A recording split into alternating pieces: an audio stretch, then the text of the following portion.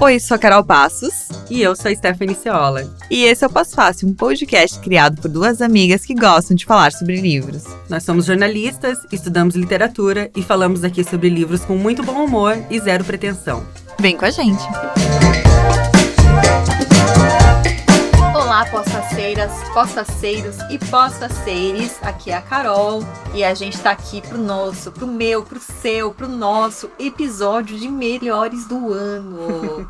Lá vem o Faustão, mentira. Aqui é a Stephanie e hoje temos o nosso tradicional episódio de melhores do ano, lembrando que na nossa lista não estão necessariamente os melhores livros lançados em 2023, mas os livros que a gente leu em 2023 e mais gostou.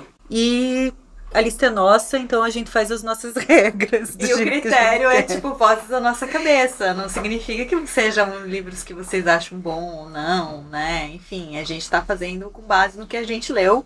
Então, não são necessariamente premiados ou vão estar nas outras listas de críticos e tal. Talvez alguns estejam. Apesar de que os meus, acho que estão. Alguns meus também. Mas, né, é porque são bons e o Pós-Fácil sempre foi assim. A gente fala de como os livros que a gente lê nos tocam, né? E não necessariamente uma super crítica literária sobre eles. E também a surpresa, né? Eu não sei o que tá na lista da Carol e ela não sabe o que tá na minha. Apesar de eu achar que é bem óbvio. Não, a minha também. A minha não vai fugir muito, assim, né? Não vai ter nada. O único risco que tem é da gente ter escolhido o mesmo livro. Mas eu acho que não. Acho que é... eu acho que pode ser. Ah, meu Deus. Vamos lá. Quem começa? Quer começar? Pode ser. Dá-lhe. Eu vou começar com um livro que eu li esse ano e que foi um livro que foi bem bacana porque me apresentou essa autora, que é a Micheline Verunsky. É O Som do Rugido da Onça. Da Monça, eu ia falar. O som do rugido da onça.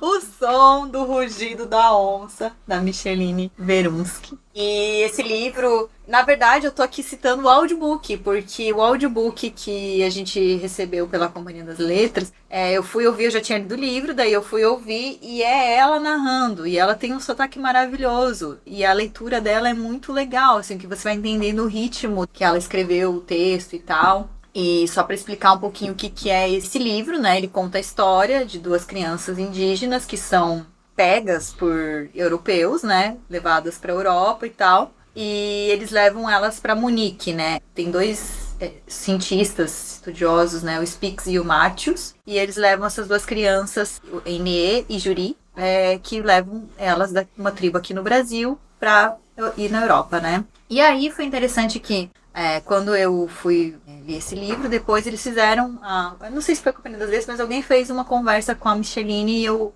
fui ouvir. E ela conta, assim, que esse livro, ela tinha visto, né, uma foto dessas crianças e ela foi atrás da história e resolveu recriar essa história, né? E aí, depois também eu fui atrás de uma entrevista dela e ela fala que ela queria contar esse olhar, um olhar europeu mesmo, para as crianças indígenas, né? Como se as crianças indígenas não tivessem suas individualidades, não fossem seres humanos, né? E ela queria também mostrar esse tipo de violência também, que é você retirar uma criança, né, no seu meio, e também dessa imposição mesmo do eurocentrismo em cima da nossa cultura, né. E outra coisa também que eu peguei dela, assim, que ela falou que ela gosta de escrever livros, que ela se propõe a escrever livros que tratem de problemas e questões, então nunca vão ter histórias bonitinhas, histórias legais, né.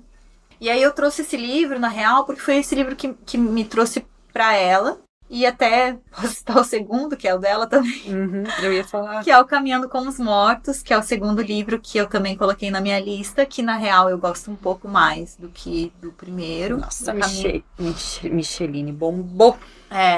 Esse livro, ela conta uma história de uma mulher que é queimada viva, né, num ritual por razões religiosas, e são os próprios pais, a família, né, que queima essa mulher. E a partir dessa história, ela retrata as violências contra as mulheres, principalmente em interior e tal. E nessa fala que ela teve, que eu assisti, ela falou que quando ela escreve um livro, ela pensa em outras histórias que poderiam surgir. Então, tipo, tem uma história, se não me engano, mas agora eu não vou me lembrar, que tem alguma continuidade, se não me engano, nesse livro de contos dela, que ela foi premiada agora, né, pela Biblioteca Nacional. O livro dela de contos é Desmoronamentos, mas eu ainda não li esse livro. E é muito interessante, assim, a forma como ela pensa o Brasil, né? Ela traz várias questões. Nesse livro mesmo, Caminhando com Mortos, ela não traz só a questão da violência contra a mulher, mas ela traz também a ditadura, ela traz questões até de homofobia e tudo mais, assim. E a forma como ela escreve também é muito interessante, assim, né? Um texto bem... Lá, voltando pro Som do Ruído da Onça, ela traz várias... momentos, também, né? Ela mistura, por exemplo, a história se passa em 1817, mas ela traz uma pessoa daqui, uma personagem do nosso momento, né? E ela mistura essas narrativas. Então, os livros dela são muito interessantes e ela é uma autora muito rica, assim, de conhecimento. Eu acho que as histórias dela também trazem muitos elementos históricos, muita pesquisa. Então, coloquei esses 2 livros aí na minha lista. Eu acho que ela é uma das melhores autoras da atualidade, assim. Esses 2 livros são muito bons. O Som do Rugido tava na minha lista do ano passado.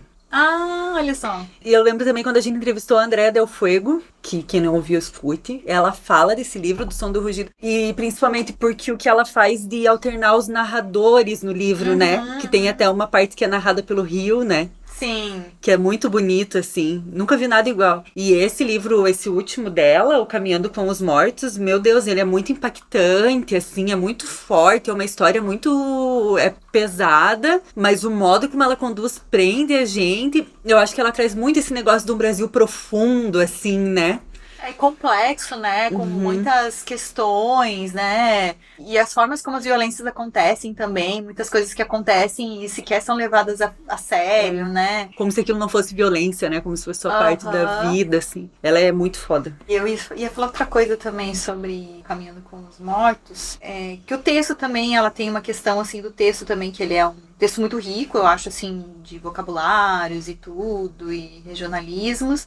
Mas... de certa forma, mesmo, por exemplo, esse livro do Caminhando com os Mortos, você pode ver que qualquer cidade do interior poderia ter acontecido aquilo. Assim. Então, é interessante. E as edições deles da Companhia das Letras estão lindíssimas, né? As capas são muito bonitas e a companhia até lançou uma bolsa com uma frase do Caminhando com os Mortos, que é aquela desobedeci e continuo desobedecendo, que eu acho que resume muitíssimo bem. O primeiro capítulo desse livro, né, do Caminhando com os Mortos. Fora isso, ela é muito visual, assim, né, na escrita dela. Meu Deus, podia ter um filme desse livro. O meu primeiro livro, quem conversou comigo esse ano, sabe que eu passo 80% do meu tempo falando sobre ele e os outros 20% esperando que alguém fale pra eu falar mais. Só que ninguém fala porque, infelizmente, as pessoas não conhecem. É um livro que foi lançado em 97 pela editora da UFSC, chamado Um Largo, 7 Memórias. Nossa, uau, que surpresa! Do escritor catarinense Adolfo Boz Jr. A gente conheceu esse livro quando a gente estava produzindo a série sobre literatura catarinense. Gente, se vocês não escutaram ainda, vocês façam o favor de escutar, porque... primeiro que tá maravilhosa. E mesmo que você não seja catarinense, escute. Até pra você ter uma outra visão sobre nós. A gente é tão legal, cara. E depois, que dá um trabalho do cão fazer. Então, por favor, prestigiem essas poçaceiras. E aí a gente estava gravando com o Dorva Rezende, que é um jornalista, nosso amigo, para falar com ele sobre o Salim Miguel e a Iglê. Mas o Dorva, conforme ele ia falando sobre os livros, ele ia puxando um livro ou outro da biblioteca dele, nos entregando e mostrando de vários autores. E um dos livros que ele puxou foi esse, Um Largo, 7 Memórias. E mais uma, coletiva, inquisitorial, contraditória e muitas vezes perturbadora. Tudo isso aí é o nome do livro. E o Dorva me apresentou o livro dizendo assim, a gente aprendeu sobre New Journalism com o Capote, mas o Adolfo Boz Jr. também fazia isso. Então esse livro também tem uma pegada disso, assim, né, de uma nova maneira de contar jornalisticamente uma história misturando jornalismo com ficção. Então o livro tem isso, ele conta uma história que se passa tipo em 1800 e poucos aqui em Florianópolis. E se passa no período da escravidão, então esse é um ponto central, assim, né. O largo que tá no título é o Largo da Catedral, aqui no centro de Floripa, mas tem 2 cenários, assim, que são mais desenvolvidos nesse livro. O largo e o entorno, e uma fazenda que é pra lá do Ribeirão da Ilha, que quem conhece Floripa sabe que fica bem no sul da ilha, então é bem longe, assim, uma região da outra, sei lá, se for pra ir de carro, num dia em que o trânsito seja relativamente ok, você vai levar pelo menos meia hora. É mais fácil ir de barco saindo de Palhoça. E aí tem um momento, por exemplo, nesse livro em que uma pessoa escravizada foge dessa fazenda no sul da ilha e vai a pé até o largo, no centro. Então imagina, essa pessoa levou dias pra percorrer esse caminho, né? E também é muito visual, então você fica imaginando como é que era essa Floripa daquele momento ali, né? Desterro, no caso, né? E também traz coisas, assim, muito interessantes da gente pensar, que é como pessoas brancas com um pouquinho de dinheiro tinham facilidade para se apropriar de terra e construir ali seu patrimônio. E já pessoas negras escravizadas não tinham chance nenhuma, ainda era um período pré-abolição. E o personagem principal desse livro é o artista Bittencourt, que é nome de rua aqui em Floripa. Ele era um sapateiro aqui, né? E era abolicionista, ele fazia parte de um clube abolicionista e eles juntavam grana para comprar alforria de pessoas escravizadas. Então ele vai nessa fazenda lá no sul da ilha e compra uma mulher que estava sendo escravizada lá. E é um largo 7 memórias, porque em cada capítulo do livro as memórias se alternam. Então tem 7 narradores, né, contando aquela história. Então às vezes você tem acesso ao mesmo fato, só que por 2 ou 3 pontos de vista diferentes, assim. Só que não é os 7 falando da mesma coisa. Ele consegue fazer a história ir avançando, que é muito legal, né? Então, tem essa mulher que ele consegue comprar alforria, leva pra casa dele. Aí, em geral, ele levava as pessoas pra casa e procurava empregos pra elas. Tipo, anunciava nos jornais na época e tal, e aí as pessoas eram contratadas, precisavam ser remuneradas e começavam a ter sua vida, sua independência financeira, assim, né, a partir disso. Só que essa mulher acaba ficando na casa dele. Ele adoece, enfim, tem vários outros personagens interessantes, e daí só por isso, assim, já é um livro fenomenal, assim, isso que eu falei, porque é muito legal ver como é que é uma narrativa não linear e como ele consegue dar uma linearidade mesmo assim, sabe, apesar disso, eu achei, assim, incrível. E daí tem mais uma coisinha nesse livro que esse homem me pegou, que na epígrafe do livro, ele cita uma frase do Gabriel Garcia Marques, que eu não sei se o pessoal sabe que eu gosto bastante. Não, é novidade, vale mais sobre isso. O Gabriel Garcia Marques eu nunca falo, né? E aí, a epígrafe é uma frase do Gabo, e aí eu até fiquei pensando, assim, no início, quando eu li, tipo, nossa, que relação que vai ter, né? Falar da escravidão em Florianópolis com as obras do Gabriel Garcia Marques. Eu pensei, vai ver, ele vai meter um elemento de realismo mágico aqui. Mas ele não meteu esse elemento. Ele meteu outro elemento que, na verdade, eu acho que é a essência da obra do Gabriel Garcia Marques, que são os amores contrariados. E tem isso nesse livro do Adolfo Boz Jr. E aí é um amor contrariadaço, assim, que rola ali. Eu não vou dar mais spoiler, porque eu quero que vocês leiam esses livros. Esse livro e tudo que vocês acharem desse cara, porque eu também tô atrás de outros livros dele, não é fácil de achar. Então, se vocês quiserem mandar pra mim, eu vou estar aceitando. Pois é, isso que eu ia perguntar. Será que tem na biblioteca pública? Tem, na biblioteca pública de Floripa, na da UFSC, que tem também, e se acha em sebo, né? Alguma coisa do Adolfo Boz Jr. Editoras, reeditem aí. Editora da UFSC, faz favor, né, gente? Esse livro já caiu, já foi livro obrigatório do vestibular da UFSC. Faz tempo que não é, mas já foi, então assim, eu achei que é muito importante, sabe, pra gente conhecer a história da escravidão em Santa Catarina e um outro aspecto, assim, literário mesmo, sabe, de como contar história e tal, de como fazer a gente ler um romance, né. Eu fiquei fã demais do cara, eu quero ler tudo sobre ele. É muito legal. Legal trazer isso, né, que eu não li o livro ainda, né, mas como foi muito legal, assim, na série a gente ter abordado, né, e tal, e trazer esse livro. E acho que realmente, assim, teria que fazer uma revisão, assim, dos livros da literatura catarinense que precisam ser editados. Por favor. E nem precisa ser uma editora daqui, pode ser uma editora de fora, né, assim. Então, fica aí, né, a dica. O apelo. Tá, o meu segundo, não sou eu que tô dizendo que ele é bom pra caralho. É o Prêmio São Paulo de Literatura. Porque é o Não Fossem as Sílabas do Sábado. Ai, maravilhoso. Da Mariana Salomão Carrara. Que puta merda. A Mariana também participou do Pós-Fácil já. Muito querida. Se vocês não ouviram ainda, escutem. Ela tinha acabado de lançar esse livro, né? Tinha. Quando a gente ela... não tinha nem... A gente tinha acabado de ler. Será? A gente eu tinha, porque eu fiz uma pergunta pra ela sobre...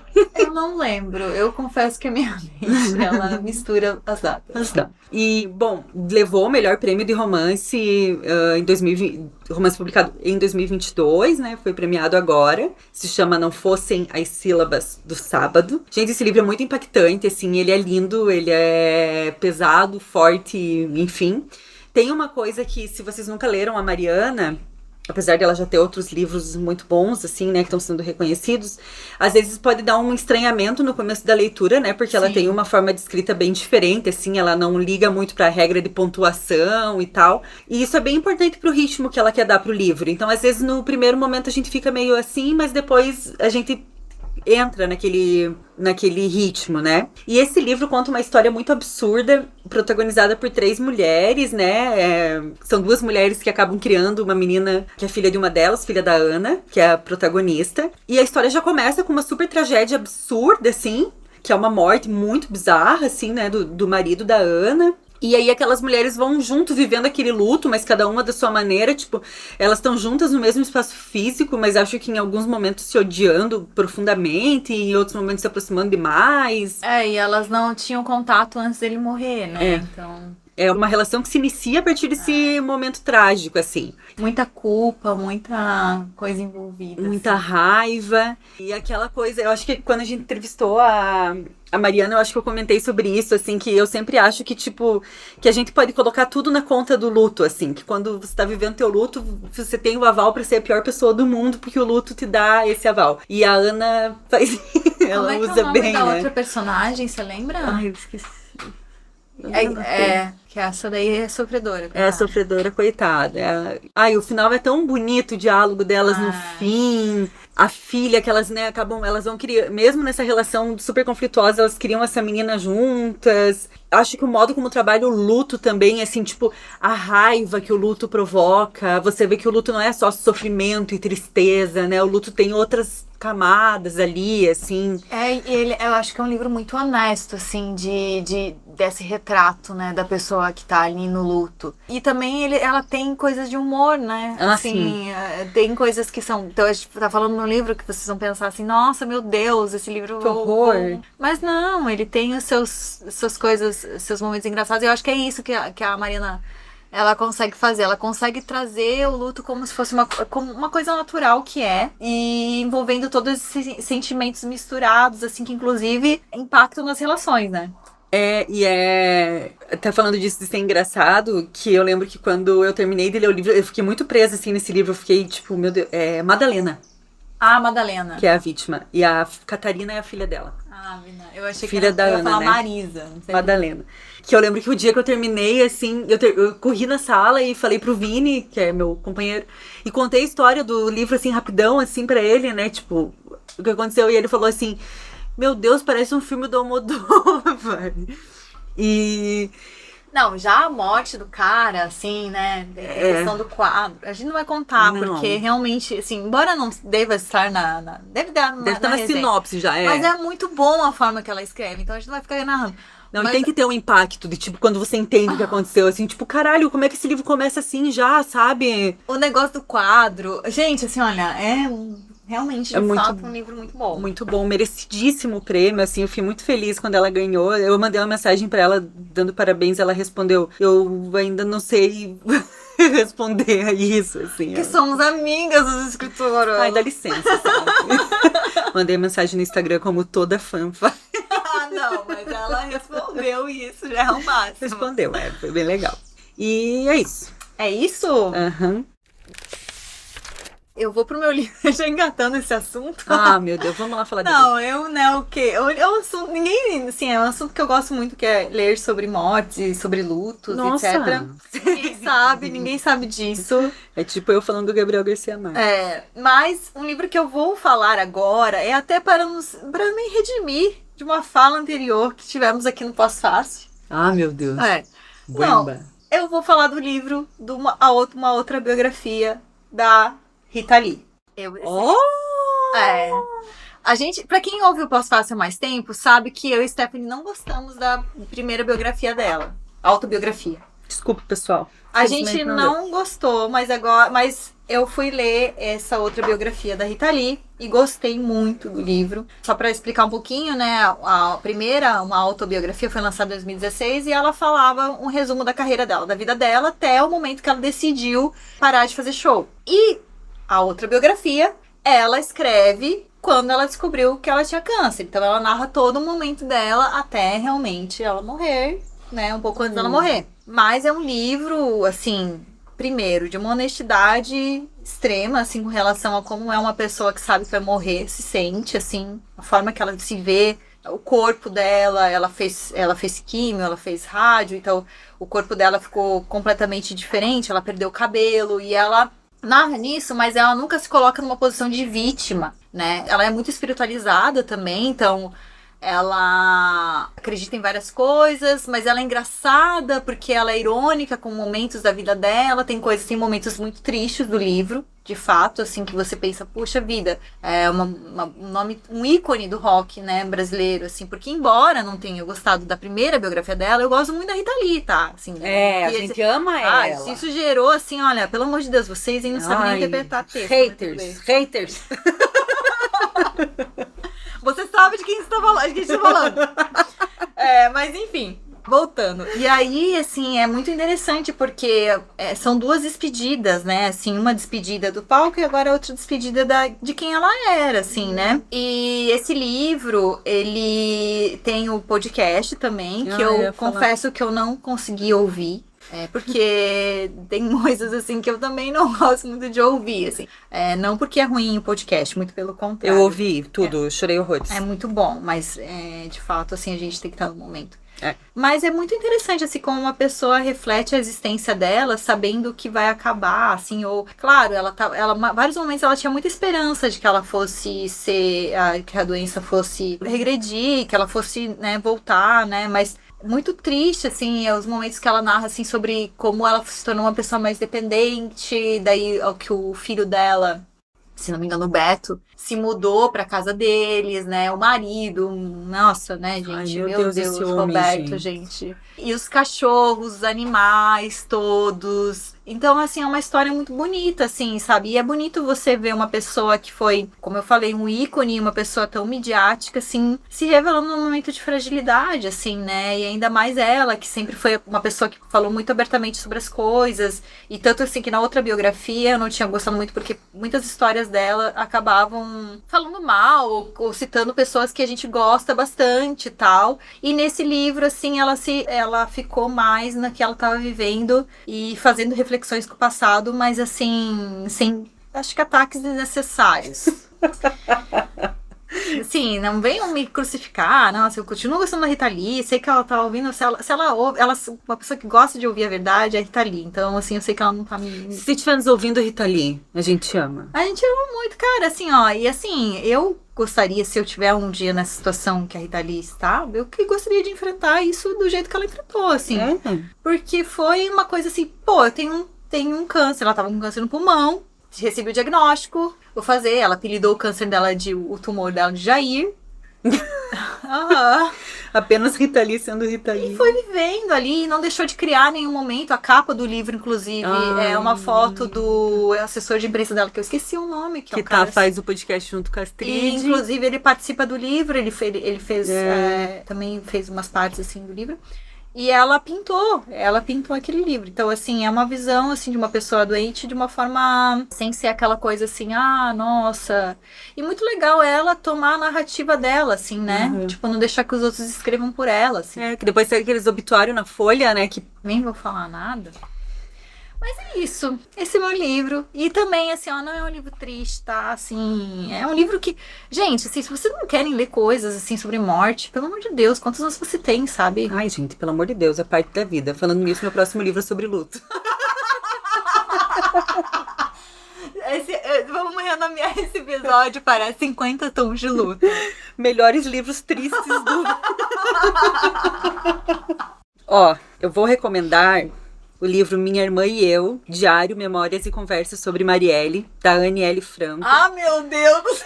Nossa ministra. Foi pra isso que eu fiz o L, sim. E aí é foda, né? Aí você já começa chorando, já assim, ó, 2 páginas eu já tava chorando. É muito triste, mas também, assim, é um diário que ela começa a escrever a partir da morte da Marielle, né? Então, é uma coisa assim, a primeira coisa que você pensa é tipo, que terrível pra essa família ter vivido um momento tão íntimo de maneira tão pública. E isso foi uma coisa que me deixou, assim, muito tocada, assim, sabe? De tipo, cara, eu enterrei minha irmã, mas eu tenho que dar entrevista, a filha dela tá exposta, os meus pais estão acabados e estão expostos, ainda mais da maneira como a Marielle morreu, né, gente? Que foi um crime político, ainda sem solução, o que é um absurdo nesse país. E também por a Aniele faz aquela análise que é uma coisa que eu vim pensando muito nesses últimos anos, que a morte da Marielle, e a gente nem conhecia a Marielle aqui, né, em Santa Catarina, mas foi muito uma coisa, assim, da gente ter percebido um momento de ruptura, assim, né, tipo, de um Brasil que era pra gente até aquele momento e o Brasil que se tornou depois, né, e a Aniele faz essa leitura daí da perspectiva de quem tá vivendo aquele luto ali, porque na mesma noite que a Marielle morreu, ela já tava tendo que lidar com fake news sobre a morte dela. Então a gente já via aquela máquina do ódio operando, serviço de quem, sabe? Então muita coisa assim conectada, e depois você vai percebendo também como ela vai vivendo aquele luto, mas também transformando aquela dor numa força vital, assim. Tipo, e não é aquela resiliência tatuado no braço. Não, é tipo, preciso ter essa raiva dentro de mim e lutar por justiça pra eu não morrer. Então é isso que essa família faz, né? E também você conhece um pouco melhor da Aniele, assim, que não é uma pessoa que a gente conhecia tanto, o modo como ela se expressa, a história pregressa dela, né? Tipo, pô, ela era jogadora de vôlei, morou nos Estados Unidos, professora de inglês. É umas histórias muito interessantes, assim, daquela família. Eu achei muito bonito, assim, e eu acho, assim, tão generoso também ela contar isso, sabe? Porque é aquele tipo de história que, assim, é uma história sobre uma coisa muito particular, só que é uma história que diz muito sobre o Brasil. Então, tem uma motivação que vai além de compartilhar o luto, né? É uma motivação da gente tentar entender um momento histórico, assim. É muito mais coletivo do que particular. Né? É muito coletivo. E achei muito bonito, assim, apesar de triste, mas tem isso. E me lembrou outro livro que eu já falei, agora nem lembro se foi no Melhores do Ano ou o quê, que eu não sei se vocês sabem, que eu gosto muito do Gabriel Garcia Marques. Nossa, sério? E tem o livro Gabo e Mercedes, Uma Despedida, que é do Rodrigo Garcia, que é filho do Gabo, que ele conta como foram os últimos dias de vida do Gabriel e da Mercedes. E eu quase morri chorando. Mas é lindo, porque você pegar essas pessoas que são ícones, assim, e ver elas na mais absoluta fragilidade do momento, que é o momento da morte, tipo a Rita Lee, assim, né? Isso traz as pessoas pra mais perto da gente, humaniza, assim, né? Tira aquela coisa do ídolo, assim, e você vê, tipo, porra, é só mais uma pessoa como eu, assim. Então eu acho que aproxima muito, e também são histórias que impactam uma coletividade, assim, né? Tipo, pensar, pô, sei lá, eu sei como é que foram os últimos dias do meu escritor favorito, mas não é só isso, né? É um cara com impacto político, literário, cultural, do jornalismo que o Gabriel Garcia Marques teve também, né? Então só um paralelo, assim.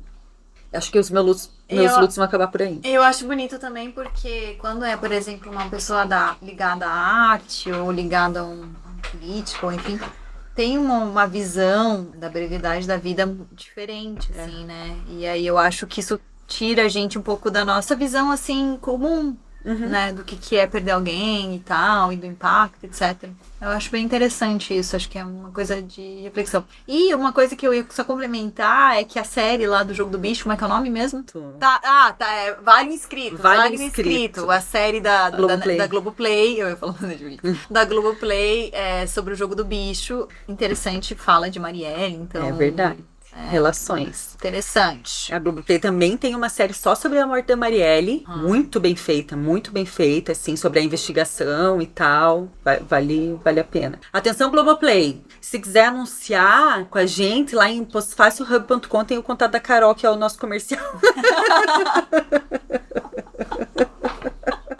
Inclusive, Globoplay, a gente pode lançar um podcast juntos, assim. Fica pensando nisso, assim. Guarda pra você essa ideia. eu vou sair do assunto luto, tá? Opa! Nosso bloco, novo bloco agora. Vida! Eu vou falar também de uma catarinense, assim, porque na real eu fiquei muito em dúvida. Eu até fiz uma lista de menção honrosa aqui, porque. Ah, lá vem ela dando golpe. Não, eu não vou falar de cada livro da menção honrosa, mas eu quero. Só citar.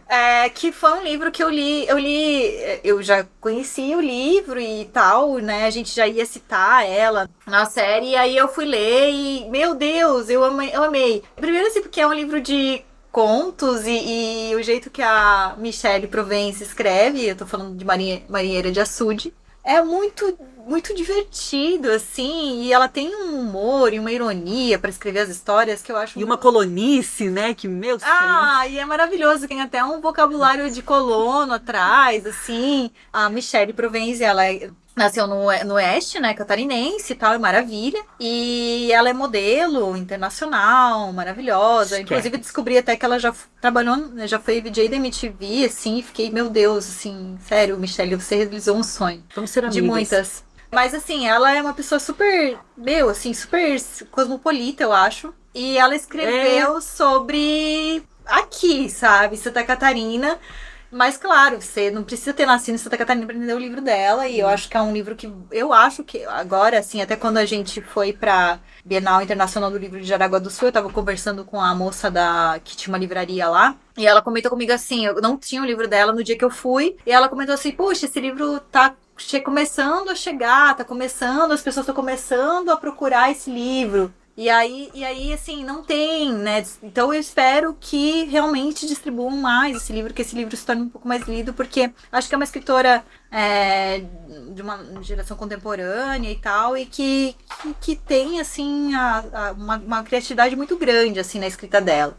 E uma coisa também que eu achei interessante também da Michelle é que ela foi proibida de frequentar a Biblioteca de Maravilha quando ela era pequena, porque ela passava muito tempo lá. E eu também me identifiquei, Stephanie também se identificou, você sabe que a gente era rata de biblioteca, então... E achei do muito interior, bonito. né, de Santa Catarina. E tá, então esse livro, ela é um livro de contos, ela tem realismo fantástico nesse livro também, ela pega histórias, muitas histórias que são engraçadas e que são irônicas, mas também tem histórias também que ela traz questões assim que fazem a gente refletir sobre violência e tal. Mas não é um livro que você vai ler e sair deprimido, não. Pelo contrário, é um livro que eu saí assim, meu Deus, que divertido, que livro bom, né? E eu acho que ela tem uma coisa assim, não sei, assim, uma coisa dessa coisa dela ser engraçada, mas eu acho que é uma coisa meio... Ai, não sei nem como escrever, mas como se fosse uma moleca, assim, sabe? No texto, assim, tipo, brincando com as coisas.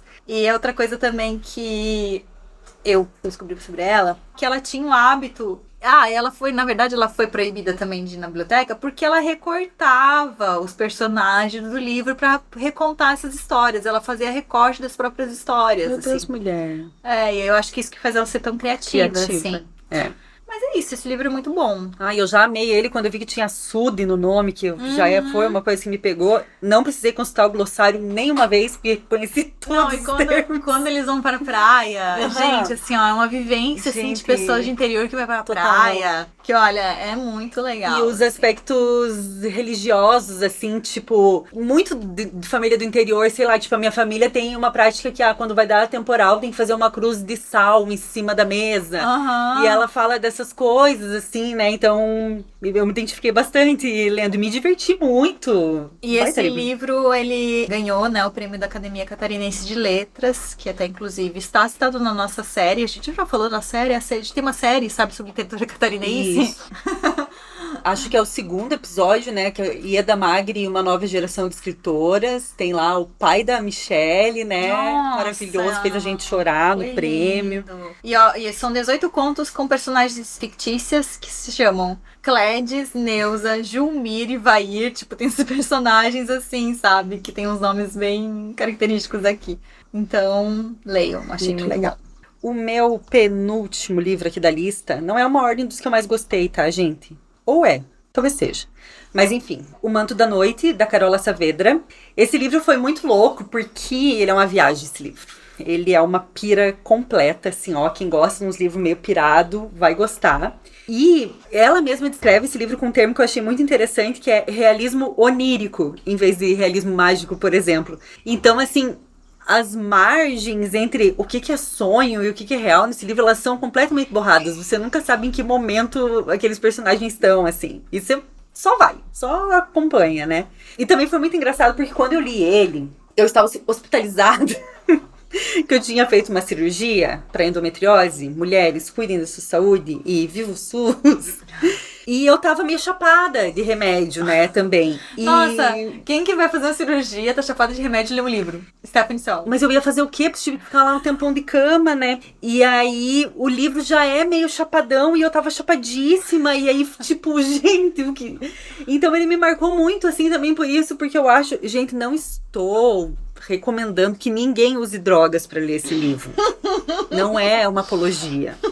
Só tô contando. O Postmortem Podcast não recomenda o uso de entorpecentes para melhorar a leitura. Mas se quiser, pode.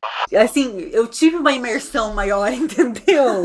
De repente eu tava lá na Cordilheira dos Andes, junto assim, se passa na Cordilheira. Então essa personagem tá lá, de repente não tá, de repente voltou. E é muito uma coisa assim, sobre fuga e retorno, sabe? Tem coisa que fala da ditadura. Tem uns elementos ali, mas é essa viagem zona, assim. E daí eu também gostei porque eu fiquei pensando, é um livro que eu acho que cada pessoa que lê ele vai se apegar a alguma coisa diferente, vai interpretar de um jeito diferente, porque você não fica preso, sabe? Aquela narrativa, assim.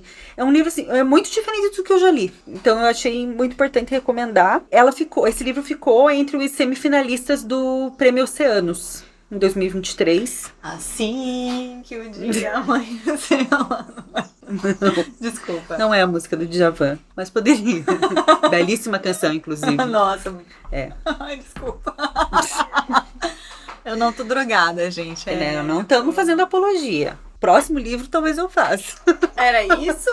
Eu vou falar do Todos Juntos, da Vilma Areias. Esse livro é uma coletânea, né, de todos os livros dela. Eu conheci esse livro por causa da Juliana Leite, porque fiz um curso com Juliana Leite. Grande beijo. Nossa, meu Deus, gente. Fiz um curso com a Juliana Leite. Ela também já participou do Pós-Fácil, da Juliana Leite, que é autora de Humanos Exemplares. Ano passado foi o meu livro preferido de todos. Mas enfim, aí eu fiz um curso com ela e ela levou um conto, que era um beijo por mês, pra essa aula.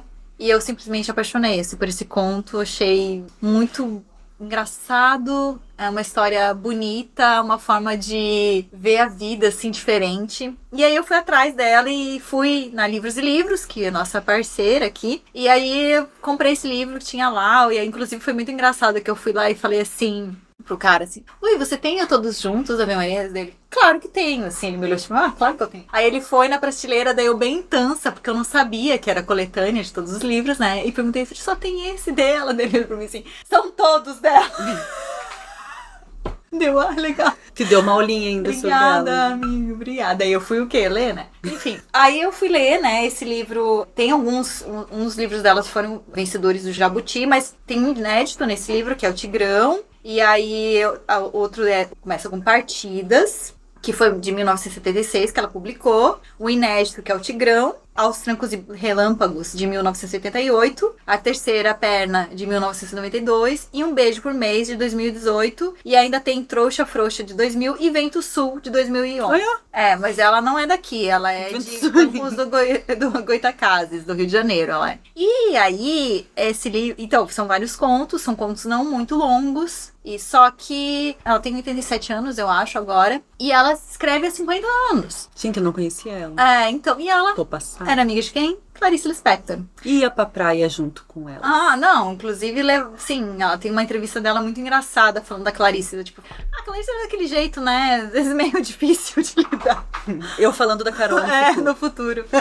E aí tá, daí ela, esses livros dela, assim, essa história, por exemplo, do Beijo por Mês, é uma história de uma senhora idosa que tá indo de táxi, e ela começa a conversar com o taxista e acaba rolando um clima, assim, entre eles. E assim, e ela fica o tempo todo se questionando se ela pode realmente flertar com o cara ali, com o cara, entendeu? Porque, enfim, eu sou uma senhora, já tenho uma idade, não sei o quê. Só que ela fica nesse conflito e você sabe que a personagem quer aquilo, ela é muito boa.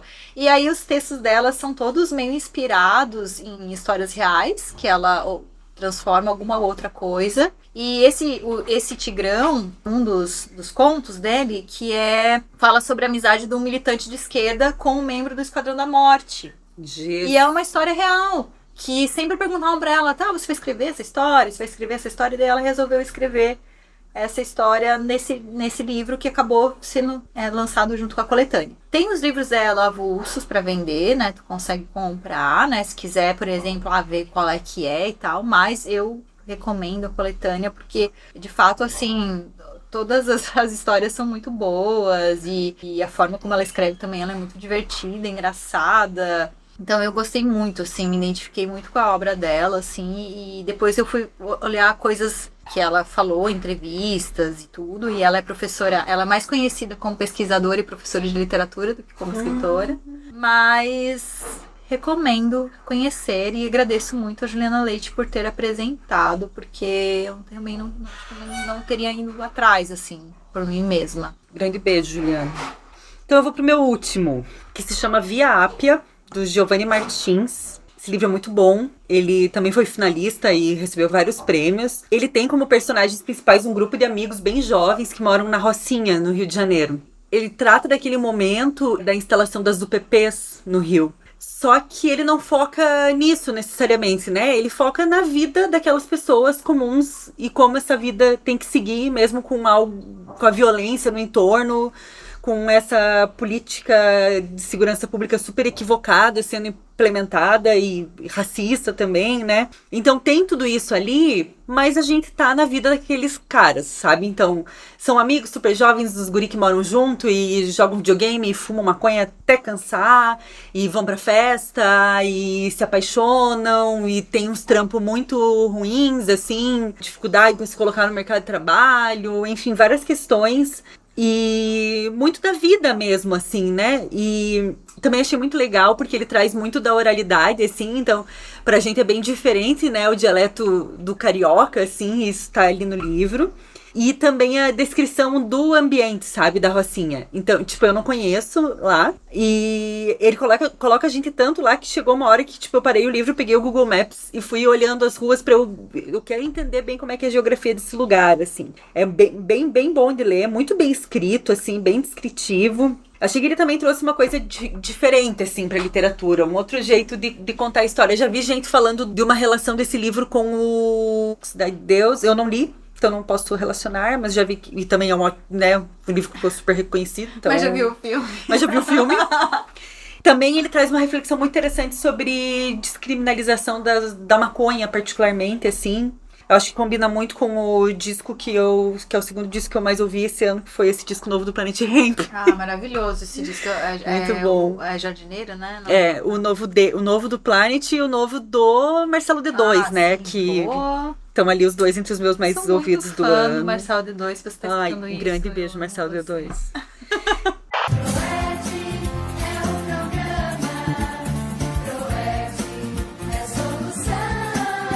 E aí eu tava muito ouvindo Planet Hemp, lendo esse livro, assim, e aí, tipo, muito Rio de Janeiro, tava me sentindo, assim.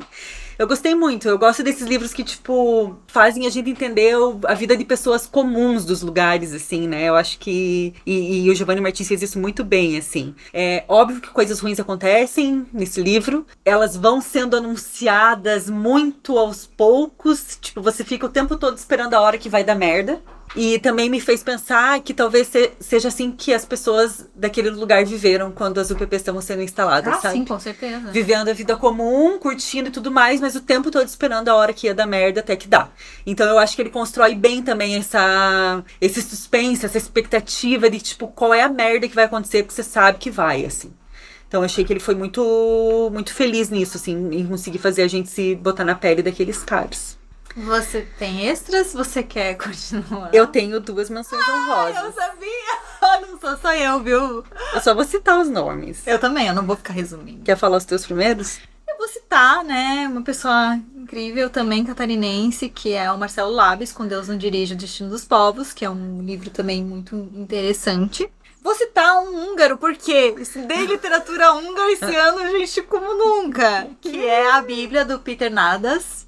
Eu acho que fala assim, não sei. Mas Bíblia? A Bíblia.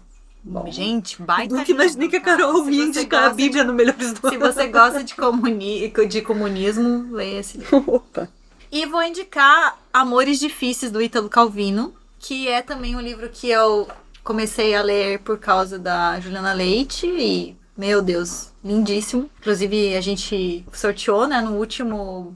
Se você é apoiador, você poderia ter concorrido a um combo de livros do Ítalo Calvino que a gente vai sortear. E é isso. E vou citar um que vai ser um choque. Vou quebrar um tabu.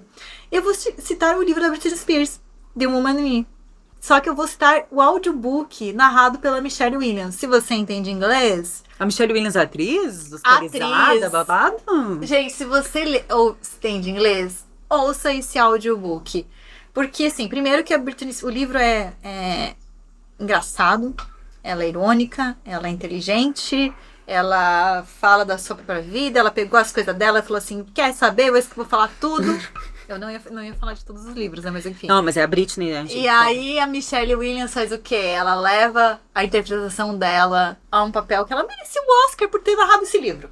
Olha! Não, é muito bom, que gente. inusitado. Eu ouvi, assim, ele tem acho que 3 horas de áudio, mas 4. Gente, é um episódio do Ivan Mizanzuki. Total! Mas tem uma parte que eu chorei muito. Tem uma parte que eu fiquei assim, poxa vida, sabe, Britney? Poxa vida, coitada de você. Free Britney. Mas enfim. Muito bem, eu só tenho 2 menções honrosas. Eu sempre roubo. É mais um livro sobre luto. Mas será que esse ano eu ganhei da Carol em livro sobre luto? Eu acho. Que é o Fim. Eu li mais sobre amor, gente. Fim, da Fernanda Torres, que agora tem série da Globoplay, sim. né? Eu não vi a série ainda, mas... Nossa, esse livro é muito bonito. Gente, eu amei. E, eu me diverti. A merda da pessoa que vai pelo nome da autora, que eu tinha acabado de ler... Vou pôr na menção honrosa aqui mais um. Põe. Eu tinha acabado de ler Um Crime Bárbaro, da Ieda Magri, catarinense, maravilhosa. Gente, total merece menção honrosa. Só que pesadíssimo, né? E aí, quando eu terminei de ler a Ieda, eu pensei, eu preciso ler uma coisa leve. Preciso ler uma coisa assim, porque eu fiquei mal. Aí eu olhei lá dos livros que a gente recebe da Companhia das Letras, que é a nossa parceira. Grande beijo também. E eu, tem um livro da Fernanda Torres aqui, deve ser engraçado. Mas é engraçado. É bem engraçado. Todos os homens são detestáveis, né? Horríveis. A culpa não é da narradora, de ninguém, porque afinal de contas é o que eles são. Mas, assim, é um livro muito bom e você já me disse que a série é muito boa também, então acho que... Embora eu ache que o Fábio Assunção, sendo um casal com a Marjo Cristiano, com a diferença de idade deles, pra mim é uma afronte. Francamente, cinema. A Marjo Cristiano, ela merece um Oscar. Traga um Oscar pra essa mulher. É um M, né?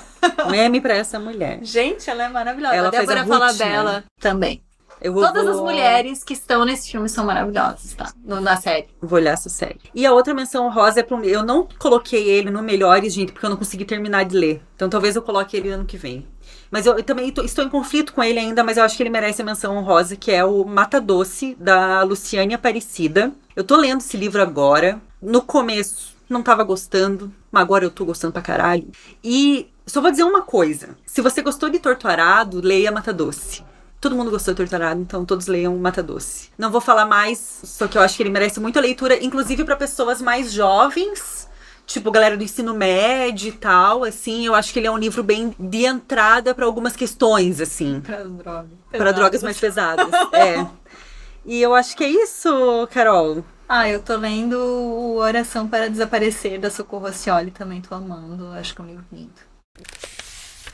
Enfim, eu acho que é isso, gente. Se vocês gostaram desse episódio, se lembre, né? Vão lá, né? Dá uma curtida aí, compartilha, marca a gente nas redes sociais, faz uma boa avaliação aí nos tocadores, no YouTube, que isso é muito legal, que ajuda a chegar o nosso trabalho aí em mais pessoas. Eu queria dar um recado sobre o nosso Apoia-se. Porque assim, com a série sobre literatura... Vini, coloca uma música triste.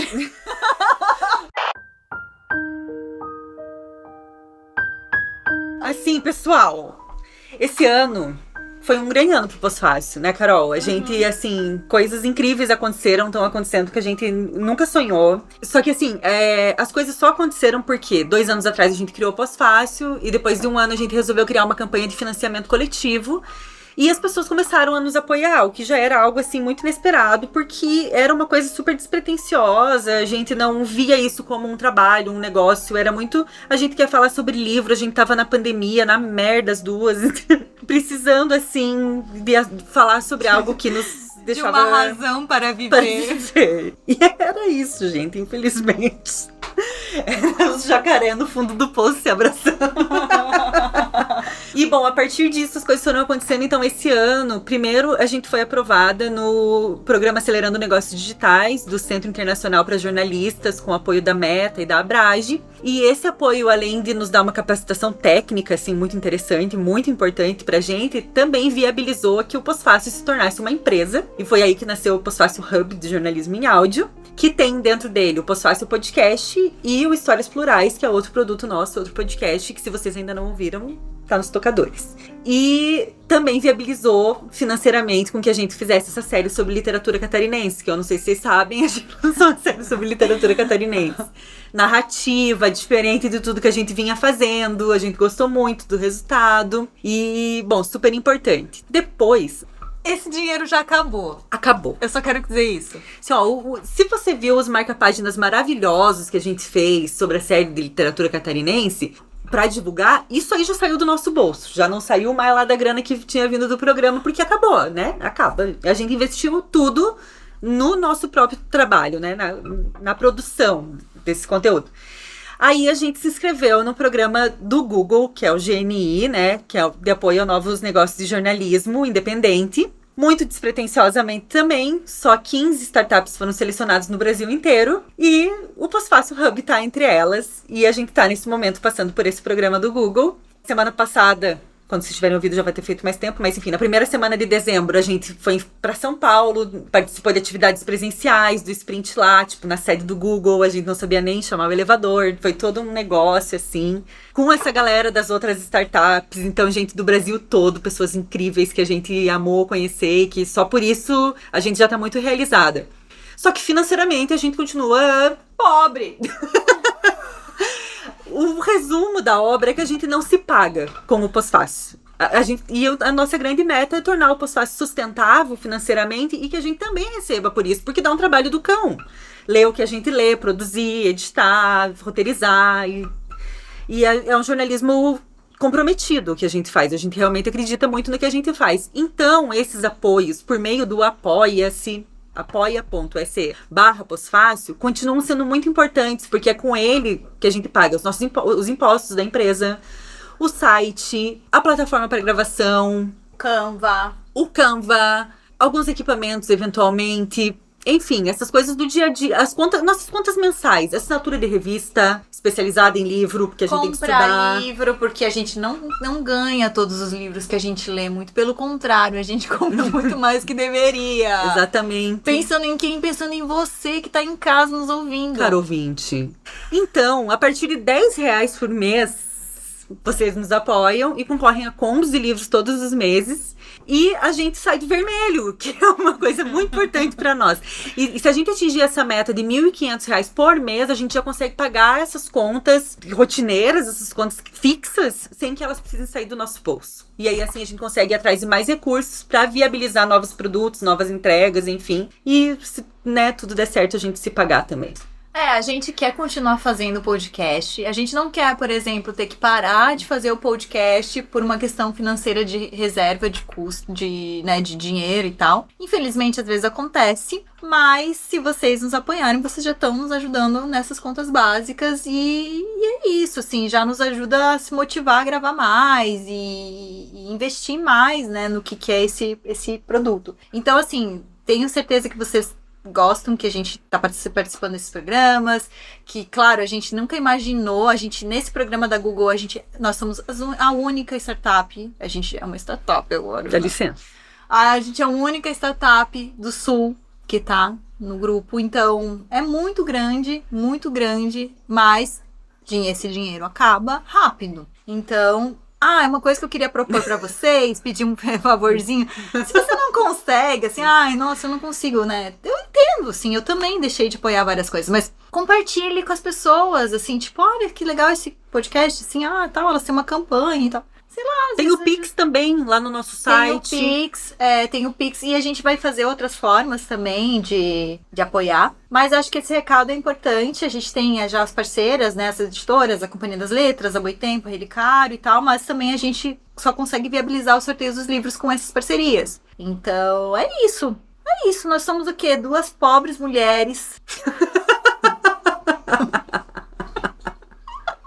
Gente, apoiem o jornalismo independente, o jornalismo cultural e focado em direitos humanos, porque isso é importante pra nossa democracia, galera. Não é só falar de livro e umas bobagens que a gente fala aqui. Não, é bem isso, assim, né? E por isso que a gente fala pra vocês ouvirem também a série lá de literatura catarinense, pra vocês verem o impacto que é a cultura, o impacto que a cultura tem na nossa sociedade. Então, é isso. Desculpa, vocês preferem ouvir sobre luto ou a gente pedindo dinheiro? Aguardem a newsletter, o pós-fácil vai acabar. Faça uma doação de 50 reais. Se você não doar agora, a gente vai morrer de fome. Os meus gatos estão aqui, ó, sofrendo. Já passamos os limites. Acho que tá na hora de acabar esse episódio. Gente, feliz ano novo, que 2024 seja melhor. 2023 já foi melhor que 2022, né? Foi. Mas pode melhorar. Bom. Falou, depois compartilhem com a gente também nas nossas redes. Assista aqui. Sai Guimarães desse corpo! Os melhores livros que vocês leram esse ano. Se você assiste, eu sou Miguel Falabella. Eu vou terminar falando uma frase e vou fazer assim. E vai virar a cadeira. Ai, gente, chega. Chega, Beijo, tchau. Este podcast é uma produção de Pós-Fácil Hub de Jornalismo em Áudio. A edição e sonorização são de BZT Studio. O projeto gráfico é de Traço Design.